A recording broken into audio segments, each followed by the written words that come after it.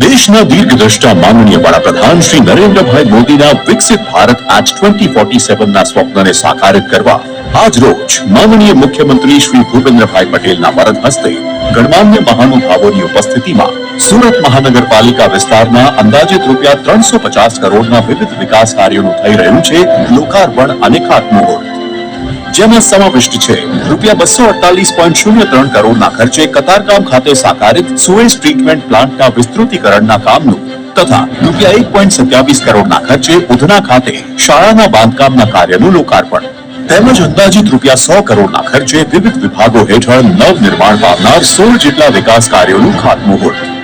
આ સાથે જ થઈ રહ્યું છે સુડા વિસ્તારના અંદાજિત રૂપિયા 9.04 કરોડના ખર્ચે થનાર વિવિધ રોડના વાઇન્ડિંગ, રીસર્ફેસિંગ અને સ્ટ્રેન્થનિંગના કાર્યોનું ખાતમુહૂર્ત.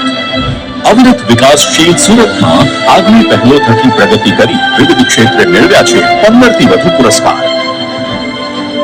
તેમજ માનનીય વડાપ્રધાન શ્રીના નેટ ઝીરો બાય 2047ના લક્ષ્યને ચરિતાર્થ કરવા એસએમસી દ્વારા જારી કરાયા છે 200 કરોડના ગ્રીન બોન્ડ.